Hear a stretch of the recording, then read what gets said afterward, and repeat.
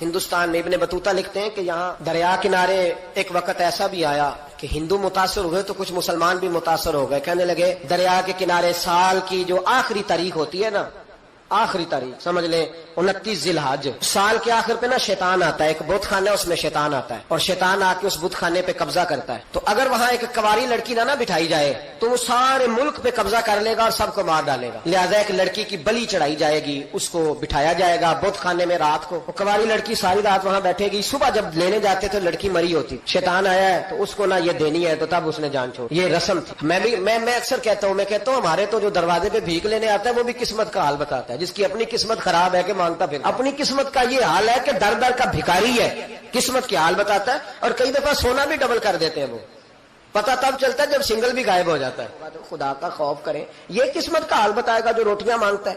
کچھ تو تھوڑا سا معیار زندگی بنائے. ہم مسلمان ہیں، ان کا بھی نظریہ بن گیا، مسلمان بھی اس نظریے کا شکار ہو گئے کہ جناب سال کے آخر میں ایک کواری لڑکی بٹھائیں گے ورنہ وہ سارے ہندوستان کو مار دے گا.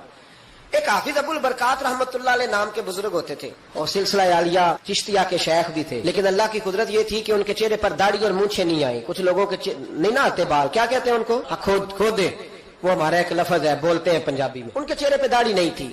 وہ بھی کبھی کبھی اس رستے گزرا کرتے تھے تو قریب ہی ایک بوڑھی اماں کا مکان تھا. تو اماں بڑی مہمان نواز تھی. اس نے دروازے پہ، اگرچہ بیوہ عورت تھی، ایک کی اس کی بیٹی تھی، دروازے پر اس نے مہمان خانہ بنایا ہوا تھا. آنے جانے والے کو کھانا کھلاتی، چائے پہ شوق تھا اس کا.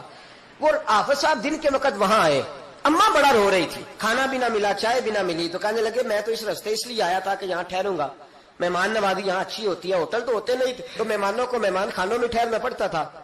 تو اماں کدھر ہے؟ تو کہا اماں بڑی پریشان ہے. حافظ جی نے کوشش کی، نیک آدمی تھے، کہ اماں سے ملاقات ہو جائے. حافظ جی کا کمال یہ تھا کہ حافظ اتنے پکے تھے کہ ایک جگہ بیٹھ کر قرآن پاک شروع کرتے تھے اور وہی سارا ختم بھی کر دیا کرتے. اتنی پکی منزل کے حافظ تھے. تو حافظ ابو البرکات صاحب وہاں بیٹھے. وہ اماں کوئی بزرگ تھے حافظ صاحب، وہ اماں سے کسی طریقے ملاقات کی تو اماں ملتے ہی رونے لگی چیخے مار کے. اماں کیا ہوا؟ کہنے لگی حافظ جی ایک کی بیٹی ہے، خاوند فوت ہو گیا تو میں نے نکاح نہیں کیا، ایک بیٹی کے نام ساری زندگی کر دی. یہاں نا اب بت خانے میں میری بیٹی کو بٹھایا جائے گا. مسلمانوں کے بھی، کچھ مسلمانوں کے بھی ہمارے گاؤں کے نظریات کمزور ہو گئے. یہاں بچی کو بٹھایا جائے گا اور سویرے وہ مر جائے گی میری بیٹی. قرآن اندازی ہوئی ہے تو میری بیٹی کا نام نکل آیا. اب بیٹی کو جانا ہی پڑے گا. یہ ہمارے ان کچھ علاقوں کا طریقہ ہے. حافظ جی کہنے لگے اماں تو اس طرح کر، میں لوگوں کو سمجھاتا ہوں کہ یہ غلط ہے، شریعت اس کو پسند نہیں کرتی. تو میرے ساتھ انہوں نے کہا یہ لوگ نہیں مانیں گے، بہت سارے ہندو بھی ہیں، بہت سارے مسلم بھی ہیں، تو گڈمنڈ ہو گئے نظریات، یہ تھوڑی مانیں گے. حافظ جی کہنے لگے اماں پھر ایک اور حل بھی ہے، میرے چہرے پہ کون سا داڑھی ہے، تو بیبیوں والے کپڑے مجھے دے، آج میں بیٹھتا ہوں وہاں دیکھتا ہوں کون سا شیطان آتا ہے. عقیدہ مضبوط ہو نا. اقبال کیا کہتے ہیں ارادے جن کے پختہ ہو، نظر جن کی خدا پر ہو، تلاطم خیز موجوں سے وہ گھبرایا نہیں کرتے. کہا مجھے دو کپڑے بیبیوں والے، میں بیٹھتا ہوں. اماں کہنے لگی وہ شیطان واقعی آتا ہے. آج تک جتنی بچیاں گئی ہیں سویرے مردہ ملی ہیں. بڑی سمجھنے والی بات ہے، غور کرنا. جتنی گئی ہیں ساری مردہ آئی ہیں.